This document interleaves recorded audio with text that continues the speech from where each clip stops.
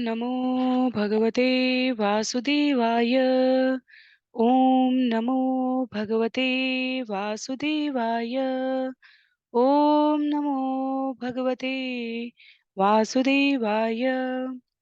हरे कृष्णा। सभी भक्तों को सादर प्रणाम। श्रीमद् भागवतम महापुराण सत्रों की इन श्रृंखला में सभी भक्त वृंद का स्वागत है। हम सभी यहाँ पर आज सत्र 392 392 में 18,000 श्लोकों वाले श्रीमद् भागवतम महापुराण को अंतर्राष्ट्रीय कृष्ण भावनामृत संघ के संस्थापक आचार्य कृष्ण कृपामूर्ति श्री श्रीमद् अभय चरणारविंद भक्ति वेदांत स्वामी शिल प्रभुपाद की पुस्तकों के प्रकाश में श्रवण और पठन करने का प्रयत्न कर रहे हैं। जैसा कि सत्रों का प्रारूप है, वर्तमान विषय वस्तु का संक्षिप्त अवलोकन, तत्पश्चात मंगलाचरण और उसके बाद एक एक श्लोक का वाचन और अनुवाद करते हुए लोग श्रवण और पठन की इस प्रक्रिया में श्रील प्रभुपाद के तात्पर्य के प्रकाश में सारग्राही बिंदुओं को आचरण में मनन में कैसे प्रयोग में ला जा सके, उसको भक्तों के संग में रहकर यहाँ प्रयत्न करेंगे। वर्तमान विषय वस्तु के संदर्भ में हम सभी स्कंद 7 अध्याय 14 आदर्श गृहस्थ जीवन पारिवारिक जीवन कैसा होता है उसके बारे में नारद मुनि और युधिष्ठिर महाराज के मध्य हो रही वार्ता में श्रवण कर रहे हैं। युधिष्ठिर महाराज द्वारा की गई जिज्ञासा के उत्तर में नारद मुनि द्वारा जीवन के विभिन्न वर्ण और आश्रम का परिचय और व्यवहार में प्रयोग किए जाने वाले आवश्यक बिंदुओं का उल्लेख करने के पश्चात यहाँ इस अध्याय में विशेष रूप से आदर्श पारिवारिक जीवन का उल्लेख किया गया है। गृहस्थ जीवन में जिन प्रमुख बिंदुओं को प्रथम 11 श्लोक में नारद मुनि स्पष्ट करते हैं, उसमें से प्रमुख स्मरणीय बिंदु ये है कि अन्य आश्रमों की अपेक्षा गृहस्थ आश्रम में सीमित इंद्रिय भोग की स्वतंत्रता में जीव को आसक्त नहीं हो जाना चाहिए। अन्य वर्ण और आश्रम का समुचित आदर और उनके लिए आवश्यक सहयोग करते हुए गृहस्थ जीवन के समस्त कार्यों को भगवान की प्रसन्नता के लिए संपादित किया जाना चाहिए। आगे श्लोक संख्या 12 से हम लोग आज के सत्र को श्रवण करेंगे। नारायणं नमस्कृत्य नरं चैव नरोत्तमं देवीं सरस्वतीं व्यासं ततो जयमुदीरयेत्। शृण्वतां स्वकथा कृष्ण पुण्यश्रवणकीर्तन यद्यन्तस्थो य भद्राणि विदुनोति सुयत्स्यताम्। नष्टप्रायेष्वभद्रेषु नित्यं भागवत सेवया भगवत्युत्तमश्लोके भक्तिर्भवति नैष्ठिकी। ॐ अज्ञानतिमिरान्धस्य ज्ञानाञ्जनशलाकया चक्षुन्मीलितं येन तस्मै श्रीगुरुवे नमः। मूकं करोति वाचालं पंगुं लंघयते गिरिं यत्कृपातमहं वन्दे परमानन्दमाधवम्।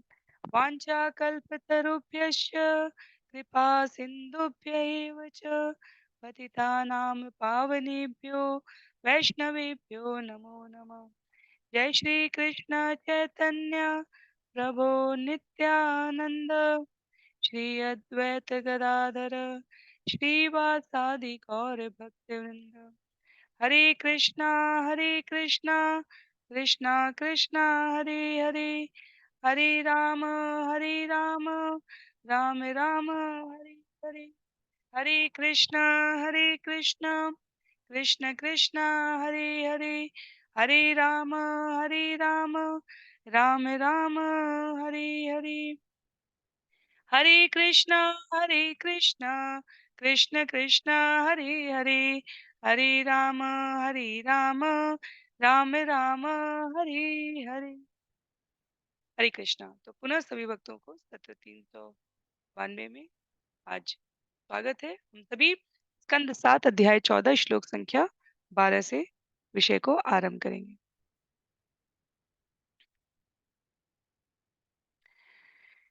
जयाद् यद् अर्थे स्वान् प्राणान् हन्यात् वा पितरं गुरुं तस्यां स्वत्वं स्त्रियां जह यात यह तेन ह्यजितो जित।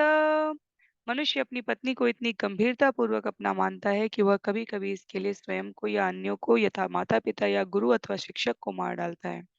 अतएव यदि कोई ऐसी पत्नी के प्रति अपनी आसक्ति का परित्याग कर सकता है तो वह उन भगवान को जीत लेता है जो अजेय है। तो भौतिक जगत की आसक्तियों में पति पत्नी के संबंध में स्त्री के प्रति आसक्ति को पुरुष के स्वभाव की अम, कुचेष्टा प्रकट करते हुए यहाँ पर नारद मुनि कहते हैं कि पारिवारिक जीवन में जहाँ स्त्री की आसक्ति इस हद तक गंभीर हो कि व्यक्ति अन्य संबंधों को उनकी सम्यक सम्मान और प्रतिष्ठा के साथ निर्वहन ना कर सके, वहां ये शोभनीय नहीं है। तो इस अर्थ में यहाँ पर कह रहे हैं नारद मुनि कि माता पिता या गुरु अथवा शिक्षक इनके प्रति हानि करने में विचार न करने वाला व्यक्ति यदि अपने गृहस्थ जीवन में भगवान के शरणागत होने का प्रयास करने में सफल हो जाता है तो ये वास्तव में एक प्रकार से सन्यासी होता है। तो यहाँ हमने देखा था कि किस प्रकार आरंभिक श्लोकों में नारद मुनि द्वारा गृहस्थ की जिम्मेदारियों को, गृहस्थ के संसाधनों को, गृहस्थ की सरलता को, अन्य संबंधों के निर्वहन करने के प्रति उत्तरदायित्व को क्रमशः अनासक्त रूप से तटस्थ रहते हुए भगवत शरणारविंद में जीवन यापन करने की ओर अग्रसरित होते हुए नारद मुनि का ये पूरा शिक्षण निर्देशन प्रदान किया जा रहा है।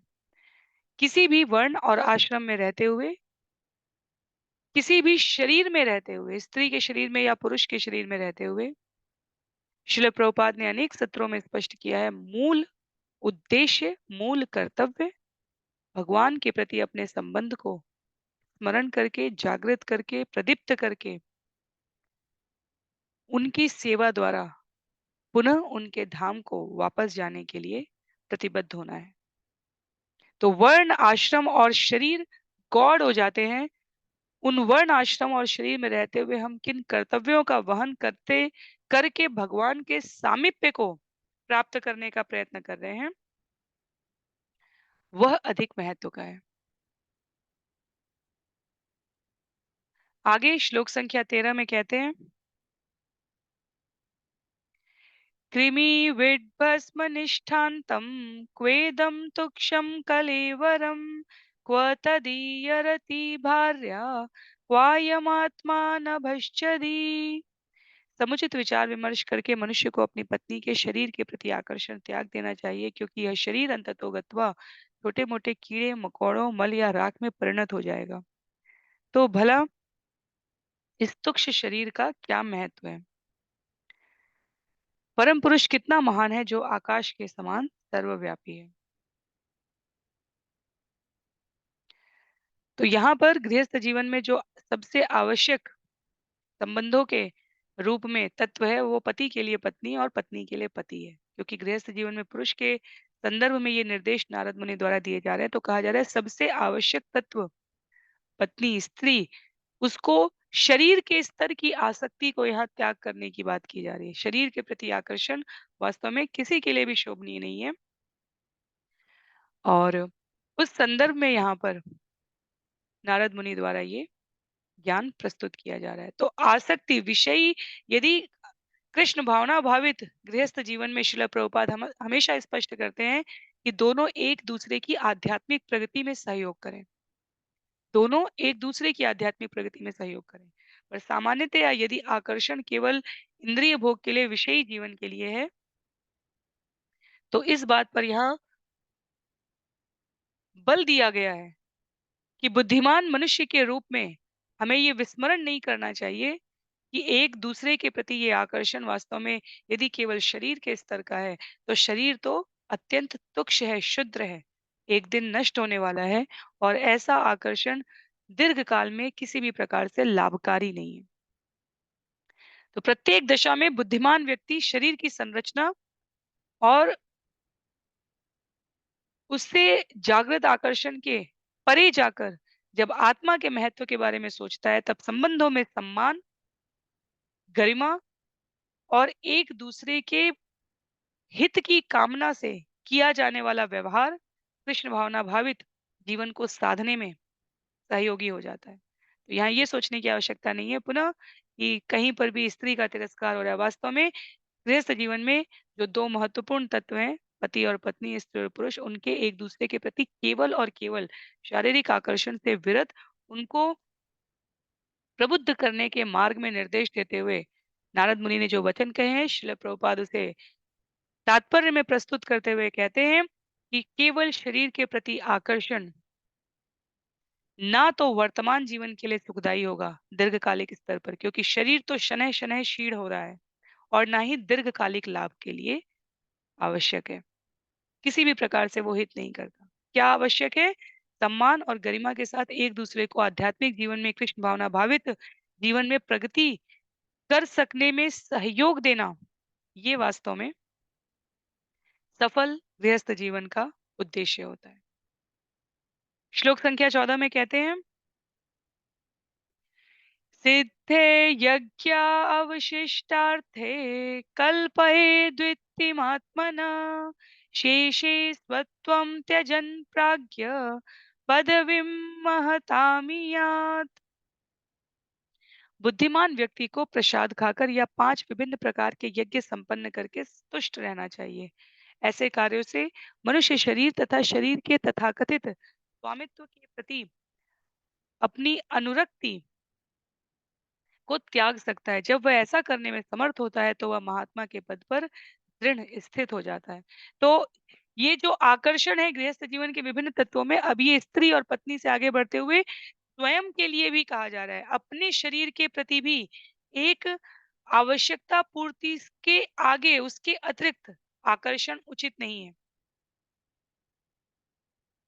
सम्यक रूप से सम्यक शब्द का प्रयोग कई बार भक्ति योग के विभिन्न अध्यायों में विभिन्न विषयों में आता है, क्योंकि सम्यक शब्द वास्तव में हमें स्थिर प्रज्ञ होने में सहायक होता है। ना अधिक ना कम, सम्यक समान रूप से व्यवहारिक रूप से जो संभव है। तो यहाँ पर कहते हैं नारद मुनि कि अनेकानेक योनियों में जन्म लेने वाले जीवों के लिए परमात्मा ने प्राकृतिक रूप से खाने के वस्तुओं की व्यवस्था की हुई है। जीव और आगे बढ़ के कहते हैं जीव को जीवित रहने के लिए कुछ ना कुछ खाना पड़ता है। भगवान ने पहले से उसके जीवन की व्यवस्था के लिए खाद्य पदार्थ की व्यवस्था की होती है। तो बुद्धिमान मनुष्य को आर्थिक विकास के लिए उतना ही उत्सुक रहना चाहिए जिससे उसके शरीर का भरण पोषण, उसके शरीर पर आश्रित संबंधियों का भरण पोषण आवश्यकता अनुसार हो सके और वो अन्य वर्ण और आश्रम में यथोचित सहयोग कर सके। बहुत अधिक श्रम, बहुत अधिक धन देगा जीवन में, या बहुत अधिक द्रव्य देगा, अच्छा स्वास्थ्य, अच्छा संसर्ग, अच्छी बुद्धिमत्ता, अच्छी शांति मानसिक देगा, ये आवश्यक नहीं है। आवश्यकता इस बात की है कि हम कर्म करते हुए उसमें से छोड़ने वाली, त्याग करने वाली वस्तुओं के प्रति, भावों के प्रति सतर्क रहकर व्यवहार करें। जो सब कुछ जीवन में प्राप्त हो रहा है वो केवल स्वयं के संचय के लिए नहीं है। उसका कुछ भाग संरक्षण के लिए है, उसका कुछ भाग परमार्थ के लिए, और उसका कुछ भाग अपनी आवश्यकताओं की पूर्ति के लिए है। इसलिए अन्य युगों के लिए तो 5 प्रकार के विभिन्न प्रकार के यज्ञ कहे गए हैं तुष्ट करने के लिए। किनको? 5 अलग-अलग तत्वों को तुष्ट करने के लिए कहे गए हैं। देवताओं को, मनुष्यों को, ऋषियों को, पितरों को और अन्य जो समस्त स्वयं को जोड़ते हुए जो स्वयं अन्य जीवित प्राणी हैं। कलयुग के लिए एकमात्र यज्ञ कहा गया है। हरिनाम संकीर्तन का यज्ञ करने से जीवन में भगवान की कथा सुनने के प्रति यदि सावधानी से, सतर्कता से, एकाग्रता से हरिनाम जाप किया जा रहा है, कीर्तन में भाग लिया जा रहा है, तो भगवान की कथा सुनने में रुचि होगी और इस श्रवणम कीर्तनम से क्रमशः प्रगति करते हुए आध्यात्मिक उच्चतम अवस्था को प्राप्त करना संभव है। अन्य समय देश काल के महत्व का परिचय देते हुए नारद मुनि कहते हैं कि वहां इस प्रकार पितरों के लिए, देवताओं के लिए, ऋषियों के लिए, साधुओं के लिए, अन्य जीवित प्राणियों के लिए, स्वयं के लिए 5 प्रकार के यज्ञ करने चाहिए। तो आगे इस यज्ञ अब क्रमशः गति बढ़ती जा रही है। अब यज्ञ से, यज्ञ का उद्देश्य क्या है जीवन में? अपने आप को त्याग की ओर प्रवृत्त करना। तो यहाँ कहा गया है, देवान् ऋषीन् भूतानि पितॄनात्मानम् अन्वहम् स्ववृत्त्या आगत वित्तेन यजेत पुरुषं पृथक। मनुष्य को चाहिए कि प्रतिदिन वह उन परम पुरुष की पूजा करे जो हर एक के हृदय में स्थित है, और इसी आधार पर उसे देवताओं, साधु पुरुषों, सामान्य मनुष्यों तथा जीवों, अपने पुरखों तथा स्वयं की अलग अलग पूजा करनी चाहिए। इस प्रकार वह प्रत्येक व्यक्ति के हृदय में स्थित परम पुरुष की पूजा कर सकता है। तो सब में भगवान है, इसको स्मरण करते हुए अपने आप को शास्त्रिक वैदिक नियमों के अनुसार भगवान की पूजा में व्रत करने की भी संस्तुति की गई है। श्लोक संख्या 16 में, तो ये सरल विषय है, जहाँ किसी तत्व विशेष की आवश्यकता होगी वहां हम लोग चर्चा करेंगे। यहात्मनोऽधिकाराद्या सर्वास्यो यज्ञ संपदा वैतानिकेन विधिना अग्निहोत्रादिना यजेत। जब कोई व्यक्ति संपत्ति तथा ज्ञान से समृद्ध हो, जो उसके पूर्ण नियंत्रण में हो और जिनसे वह यज्ञ संपन्न कर सके या भगवान को प्रसन्न कर सके, तो उसे शास्त्रों के निर्देशानुसार अग्नि में आहुतियां डालकर यज्ञ करना चाहिए। इस तरह उसे भगवान की पूजा करनी चाहिए। संपत्ति और ज्ञान से समृद्धता, वैदिक कर्मकांड के अनुसार, शास्त्रों के निर्देशानुसार अग्नि में आहुति डालकर यज्ञ करना, तो यज्ञ का एक प्रकार अग्नि में आहुति डालकर करना भी है, और जो हमें अनेक अनेक अध्ययन से, श्रवण से सबसे अधिक मात्रा में पता होता है। जैसे भगवत गीता में भी अध्याय 3 श्लोक संख्या 9 में भगवान ने कहा, यज्ञार्थात् कर्मणो अन्यत्र लोकोऽयं कर्म बंधन। अपने वृत्तिपरक कर्म को करते हुए जीव को प्रत्येक कर्म यज्ञ के रूप में संपादित करना चाहिए, और उसका फल, जैसे यज्ञ का फल हम, भगवान कहते हैं, परम भोक्ता मैं हूँ, उस प्रकार हम दे देते हैं, उसी प्रकार जीवन की इन विभिन्न वृत्तियों को परिणाम के रूप में भगवान को समर्पित कर देना चाहिए। ब्रह्मचर्य अवस्था में, वानप्रस्थ अवस्था में, संन्यास की अवस्था में त्याग करना गृहस्थ की तुलना में अत्यंत सरल है। अत्यंत सरल तो वास्तव में इस जगत में कुछ भी त्याग करना नहीं है, पर तुलनात्मक रूप से यदि कहा जाए तो गृहस्थ विषयी जीवन में कई बार इसलिए अधिक आसक्त हो जाता है क्योंकि प्रतीकात्मक रूप से उनके ऊपर जिम्मेदारियों का वहन करने का अधिक भार होता है, और कर्ता मानकर स्वयं को, कारक मानकर स्वयं को उस स्थिति में जीवन और अधिक भार युक्त प्रतीत होने लगता है गृहस्थ आश्रम में। जबकि भगवान कह रहे हैं कि कर्ता, कारक और कारण तीनों मैं हूँ, भोक्ता हम मैं हूँ, उसके पश्चात सभी कार्यों को संपादित करने की प्रेरणा मुझसे निश्चित होती है। उसके पश्चात भी हम प्रकृति के गुणों के संसर्ग में आकर जीवात्मा गृहस्थ जीवन में स्वयं को इन सब का भार वहन करने वाला निमित्त समझने का यदि हम व्यवहार ना करें और स्वयं के ऊपर ले लें, तो जीवन अत्यधिक कठिन हो जाता है। तो इसलिए यहाँ पर कहा जा रहा है कि कर्म करने के पश्चात उसे यज्ञ के रूप में, जैसे फलश्रुति केवल श्रवण करने की फलश्रुति है, श्रवण करना भी यज्ञ है, केवल जाप करना भी यज्ञ है, वैसे अन्य विधियों में संस्तुत अग्नि में आहुति डालकर किए गए यज्ञ के समान अपने कार्यों को संपादित करना चाहिए। श्रीमद् भागवतम में स्कंद 12 अध्याय 3 श्लोक संख्या 52 बहुत महत्व का श्लोक है। हम लोग जब हरिनाम जप करते हैं, तो हम लोगों ने इस श्लोक का आश्रय लिया था, श्रवण करते थे हम लोग प्रतिदिन। कृते यद्वाययतो विष्णुं त्रेतायां यजतो मखे द्वापरे परिचर्यायां कलो तत् हरिकीर्तना। सारी वैदिक सभ्यता का लक्ष्य भगवान को प्रसन्न करना है। सतयुग में ऐसा अपने हृदय में भगवान का तथा त्रेता युग में बहुमूल्य यज्ञ संपन्न करके ध्यान किया जाता था। वही लक्ष्य द्वापर युग में मंदिर में भगवान की पूजा करके प्राप्त किया जा सकता था और इस कलयुग में संकीर्तन यज्ञ द्वारा उसी लक्ष्य को प्राप्त किया जा सकता है।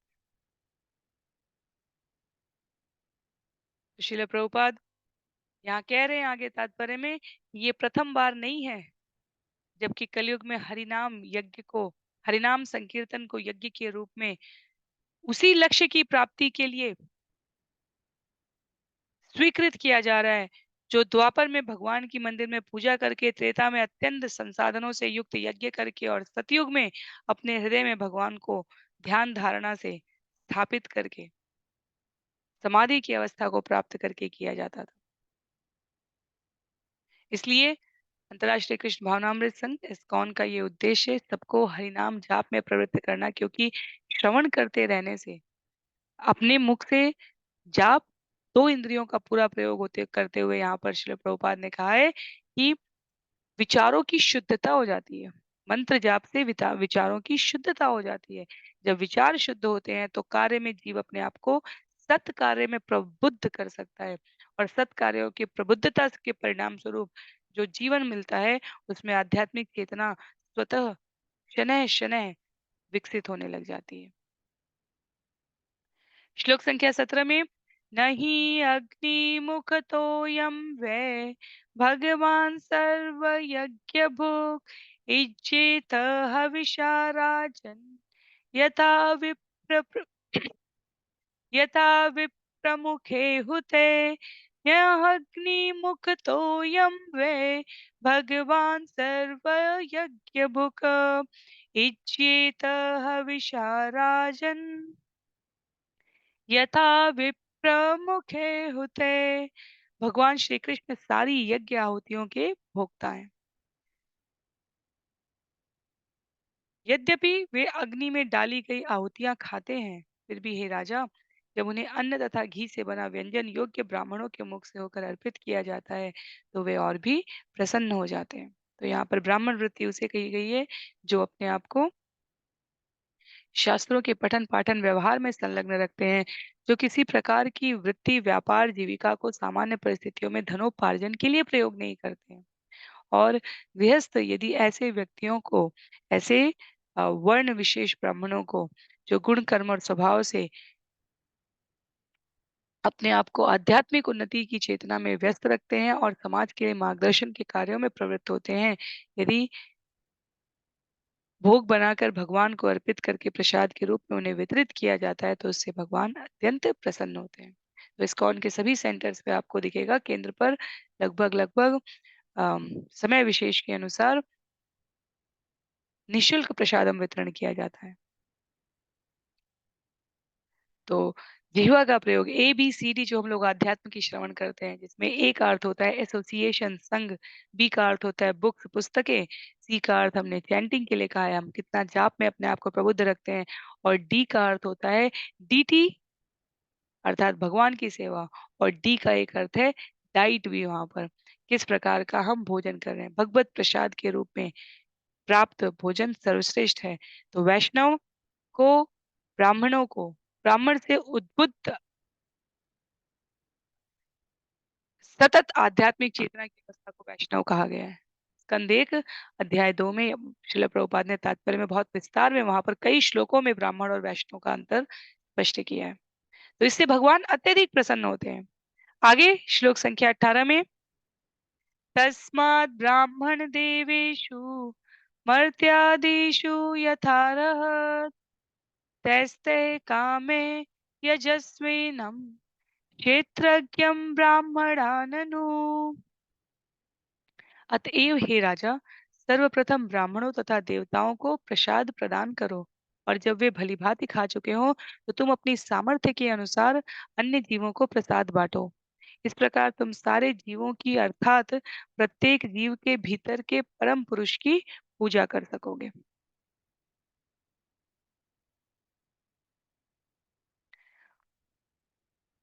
सभी निर्देश, सिद्धांत, व्यवहारिक कार्य अंततः परिणत होते हैं भगवत सेवा में, और भगवत सेवा में परिणत होने वाले ये कार्य एक उत्तम वैष्णव द्वारा आध्यात्मिक साधना में चिरंतन रूप से रत रहने वाले जीव द्वारा जब संपादित किया जाता है तो वो प्राणी मात्र में भगवान के दर्शन करता है। तो सदैव वो उदाहरण आता है जो हमारे नामदेव, जो इतने प्रसिद्ध आचार्य हुए हैं, भगवत कथा पठन पाठन श्रवण में सिद्ध हस्त थे, और वो पूरे गांव के लिए, कई गांवों के लिए प्रसाद वितरण करने की जो तैयारी चल रही थी, और उसमें एक कुत्ते द्वारा बार बार आकर भोजन प्राप्त करने के प्रयास में जैसे ही नामदेव का ध्यान जाता है, वो कहते हैं प्राणी मात्र में भगवान है, वो एक पत्तल लगवा के पहले उस कुत्ते को भोजन कराते हैं। तो ये भाव और दृष्टि जब जीवन में दृढ़ हो जाती है, तब प्राणी मात्र में भगवत दर्शन का अभ्यास, संकल्प पूरा होता है। तो प्रसाद बांटने की विधि को, जैसे इस्कॉन के केंद्रों में हम देखते हैं, सबसे पहले भगवान को भोग लगना चाहिए, उसके पश्चात ब्राह्मणों, वैष्णवों, इनको इनकी रुचि के अनुसार वितरण होना चाहिए, और उस क्रम में आने वाले आगंतुकों को, बच्चों को, वृद्धों को, स्त्रियों को, अन्य पुरुषों को दिया जाना चाहिए। और अंत में वर्णन है, श्रील प्रभुपाद तात्पर्य में कहते हैं कुत्तों या अन्य घरेलू पशुओं को दिया जाता है।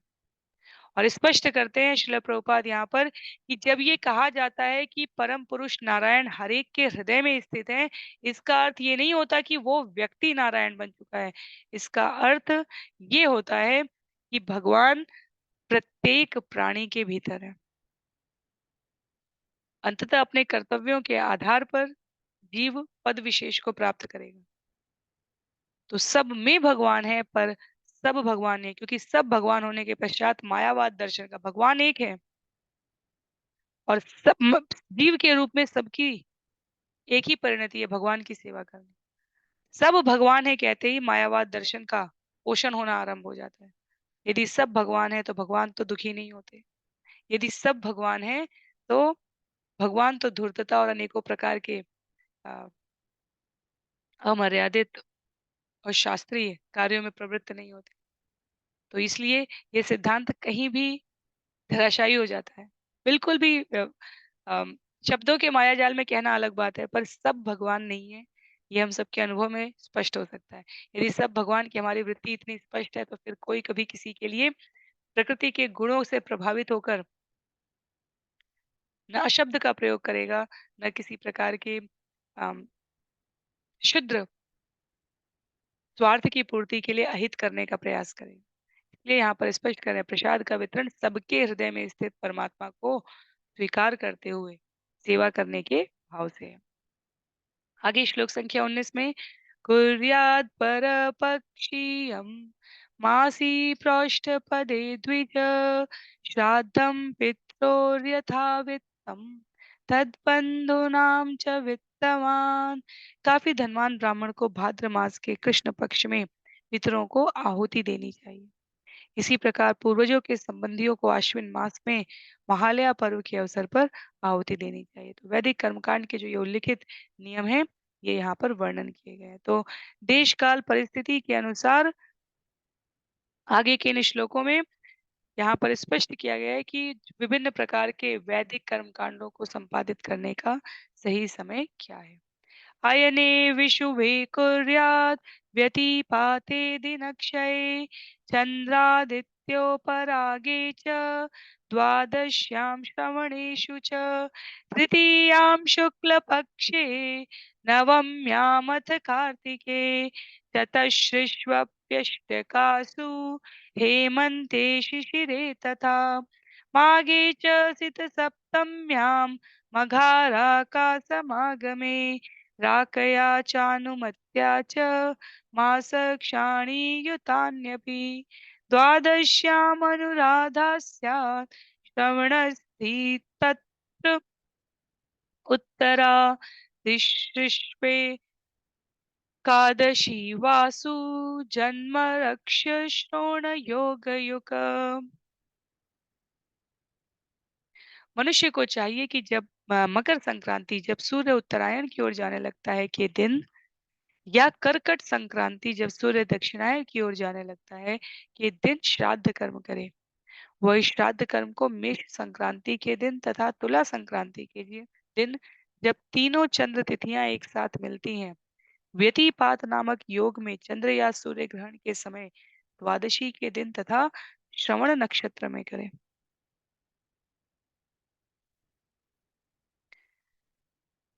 मनुष्य को चाहिए कि अक्षय तृतीया को, कार्तिक मास के शुक्ल पक्ष की नवमी को, शीत ऋतु में चारों अष्टकाओं के दिन, माघ मास की शुक्ला सप्तमी के दिन, मघा नक्षत्र तथा पूर्णिमा के योग के समय तथा जब चंद्रमा पूर्ण हो या लगभग पूर्ण हो उन दिनों में, जब ये दिन उन नक्षत्रों के साथ योग करें जिनसे महीनों के नाम प्राप्त हुए हैं, तो श्राद्ध कर्म करें। श्राद्ध कर्म द्वादशी को भी किया जाए जब वह अनुराधा, श्रावण, उत्तर फाल्गुनी, उत्तराषाढ़ या उत्तर भाद्रपद नामक नक्षत्रों में से किसी के साथ योग करें। यही नहीं, एकादशी को भी श्राद्ध किया जाए जब यह उत्तर फाल्गुनी, उत्तराषाढ़ या उत्तर भाद्रपद के योग में हो। अंत में मनुष्य को चाहिए अपने जन्म नक्षत्र या श्रवण नक्षत्र के योग वाले दिनों में श्राद्ध कर्म करें। तो इसीलिए जब हम लोग अम, सामान्यतः प्रश्न करते हैं कितने सारे दिनों में ध्यान पूर्वक महीनों, तिथियों, नक्षत्रों के अनुसार यहाँ पर वैदिक कर्म कांडों में संस्तुत श्राद्ध कर्म करने का निर्देश किया जा रहा है। तो जब वैदिक कर्मकांड की प्रचुरता रही है इतिहास के विभिन्न कालों में, समयों में, तब इसीलिए भक्ति योग का पालन करने वालों को अत्यंत अल्प बुद्धि वाला कहकर भी संबोधित किया जाता रहा है। पर व्यावहारिक रूप से यदि हम देखें तो वर्तमान समय में जितने दिन, जितने तिथि, और वो भी पंचांग के अनुसार, और जितने अवसरों पर श्राद्ध कर्म की बात की जा रही है, केवल एक श्राद्ध कर्म करने में इंसान अपने व्यक्तिगत प्रतिदिन के व्यस्त जीवन में इतना व्यस्त हो सकता है कि अन्य कार्यों को संपादन करने में उसे कठिनाई आने लगे व्यवहारिक रूप से। और जो धर्म, जो नियम व्यवहारिक रूप से नहीं सध पाता, वो अंततः विस्मृत हो जाता है।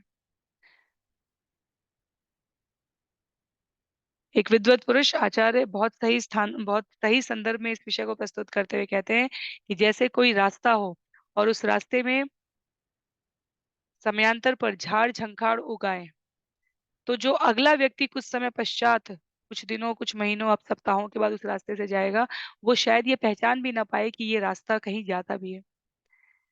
तो श्रवण और अध्ययन का वास्तविक परिणाम क्या है? इन कार्यों को संपादित करने का अंतिम हेतु क्या है? भगवान की प्रसन्नता। पर यदि ये कार्य देश काल परिस्थिति के अनुसार व्यवहारिक नहीं रहे, तो उनसे च्युत होने में, उनको छोड़ने में मनुष्यों को अधिक समय नहीं लगता। और इन सब का विचार करके ये जो पूरी श्रीमद् भागवतम की कथा आरंभ हुई है 1000 वर्ष पहले, कलयुग का 1000 वर्ष तक चलने वाले यज्ञ के रूप में, जहाँ कलयुग के आगमन का ऋषि मुनियों, साधुओं को, 88,000 शौनकादि ऋषियों को ज्ञात हो चुका है। और वो भगवान की प्रसन्नता के लिए आने वाले प्राणियों के ऊपर भगवान दयालु रहे इस भाव से कर रहे हैं। वहां इन सब का छुटपुट रूप से वर्णन इन कर्तव्यों का ये स्मरण कराने के लिए किया जा रहा है कि व्यवहारिक रूप से ये कर्मकांड की पद्धति संसाधनों के अभाव में, समय के अभाव में, सीमित बुद्धि की उपलब्धता के कारण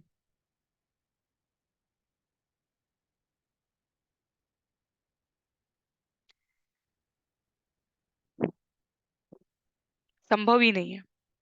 मैंने इतना सोच के संभव ही नहीं शब्द इसलिए कहा क्योंकि यदि हमें अपने आसपास अत्यधिक एकनिष्ठ होकर वैदिक कर्मकांड को अक्षरशः पालन करने वाले गृहस्थी मिल भी जाए तो कलयुग के व्यवहारिक स्वरूप में हम देख सकेंगे कि वो अन्य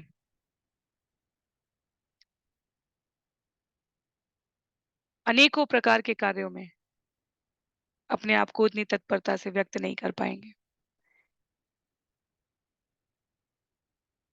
तो जिस प्रकार से किसी बिल्डिंग की ऊंचाई के अनुसार लिफ्ट का प्रयोग व्यवहारिक है, जिस प्रकार से एक स्थान से दूसरे स्थान पर पहुंचने की आवश्यकता के अनुसार साधन के रूप में पैदल, ट्रेन, बस, कार या एरोप्लेन, जहाज आवश्यक है, उसी प्रकार चारों युगों में जन्म लेने के पश्चात जीव के लिए उस युग में सर्वाधिक व्यवहारिक क्या है उसका विचार करके प्रयोग करना चाहिए। तो वर्णन यहाँ जो नारद मुनि कर रहे हैं वो वेदों में विभिन्न कालों में प्रयोग किए जाने वाले साधनों का प्रयोग है। श्रील जीव गोस्वामी के उल्लेख को प्रस्तुत करते हुए यहाँ पर श्रील प्रभुपाद स्पष्ट करते हैं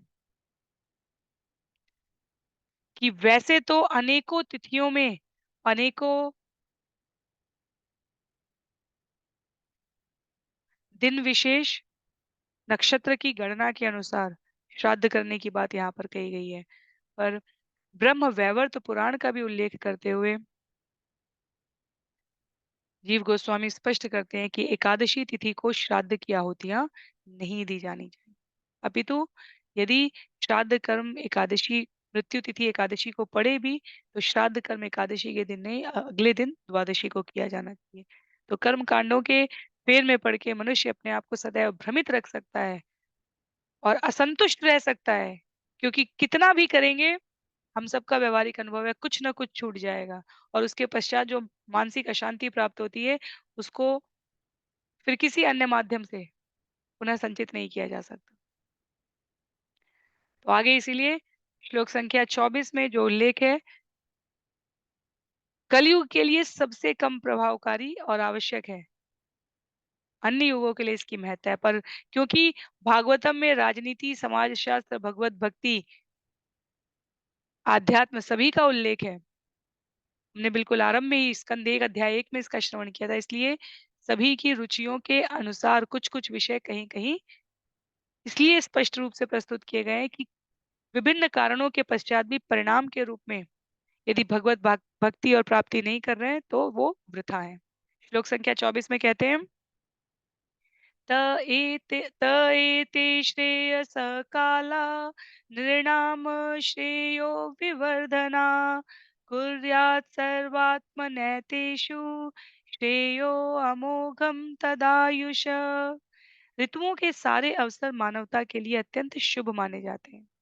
ऐसे अवसरों पर सारे कल्याण शुभ कार्य किए जाने चाहिए, क्योंकि ऐसे कार्यों से मनुष्य अपने छोटे से जीवन काल में सफलता प्राप्त कर लेता है। तो अब जहाँ वर्णन किया जा रहा है वहाँ अलग-अलग ऋतुओं के काल के अनुसार किस प्रकार के कार्य संपादित किए जाने चाहिए। तो देवताओं की पूजा करने वाले देवताओं के लोक में जाते हैं, पितरों की पूजा करने वाले पितरों के लोक में जाते हैं। और अध्याय 9 श्लोक संख्या 25 भगवत गीता में भगवान कहते हैं कि उनकी मद्या जिनोपि माम, उनकी पूजा करने वाले भगवान की पूजा करने वाले भक्ति करने वाले भगवत धाम को वापस जाते हैं। तो मनुष्य जीवन में किए जाने वाले कल्याणकारी कर्म को किसी अन्य लोक में जाने की अभिलाषा से ना करते हुए परमार्थ के भाव से करना चाहिए, जिससे जीव भगवत धाम लौट सके। पर इन सब के ऊपर भक्ति योग किसी भौतिक परिस्थिति पर आश्रित नहीं है, इसका कभी भी हमें विस्मरण नहीं करना चाहिए। तो किसी भी परिस्थिति में ऋतु, देश, काल, ग्रह, नक्षत्र, तिथि, पंचांग भगवत भक्ति के लिए अनावश्यक है। ये उनके लिए जो अभी योग सीढ़ी में क्रमशः गति कर रहे हैं, पर जो क्रमशः गति करते हुए लक्ष्य को समझ चुके हैं, वो सीधे उसके लिए प्रयास करें तो इसमें कोई हानि नहीं है। जैसे किसी भी कक्षा में अध्ययनरत विद्यार्थी को किसी विषय में पारंगत करने के लिए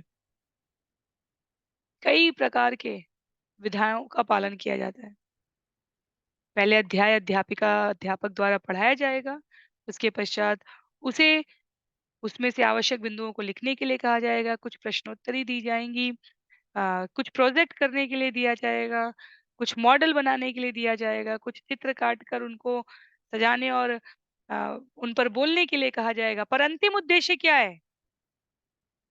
जो विद्यार्थी है, शिक्षार्थी प्रयास शिक्षार्थी या विद्यार्थी जो प्रयास कर रहा है उस अध्याय को समझने के लिए, उसे वो विषय समझ में आ जाए। तो ये विभिन्न विधियाँ, विभिन्न मार्ग, विभिन्न विधाएँ, पद्धति इस क्रम में संस्तुत हैं कि हमें विषय समझ में आ जाए और सभी प्रकार की विधाओं की संस्तुति का अंतिम विषय क्या है? स्वयं के लिए ना करते हुए भगवान की प्रसन्नता के लिए करना, अपने आप को उससे अनासक्त रखते हुए। फिर भी विभिन्न विधाओं का वर्णन करते हुए यहाँ पर श्लोक संख्या 25 में आगे नारद मुनि कहते हैं, एषु स्नानं जपो होमो व्रतं देवद्विजार्चनम्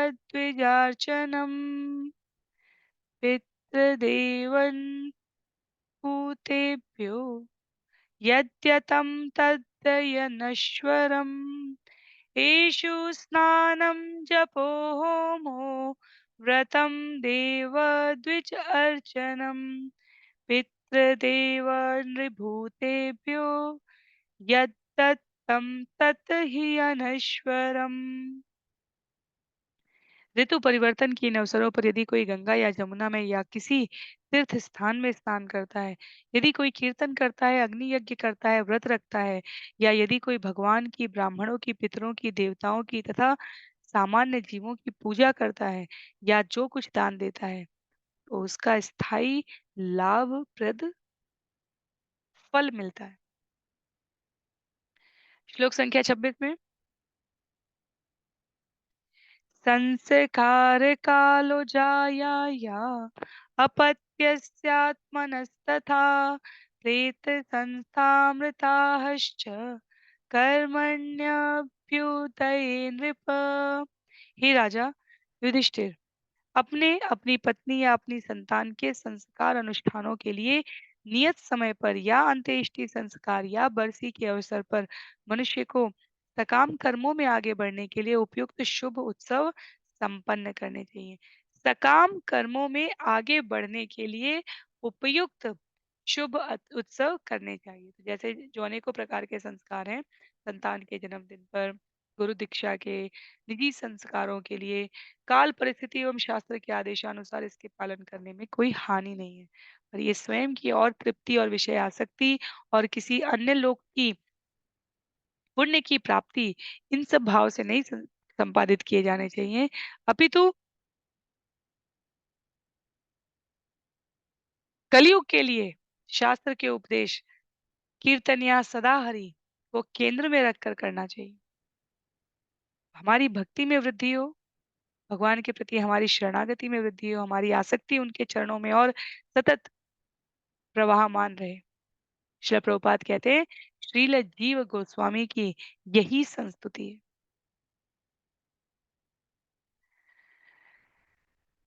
तो आज के लिए सत्र को हम लोग लगभग यहीं पर समाप्त करें, क्योंकि यहाँ से विषय में बदलाव हो रहा है। श्लोक संख्या 27-28 के क्रम में आगे बढ़ते हुए नारद मुनि यहाँ पर स्थान विशेष के अनुसार कौन सी आध्यात्मिक धार्मिक क्रियाएं करनी चाहिए, उसका उल्लेख करेंगे।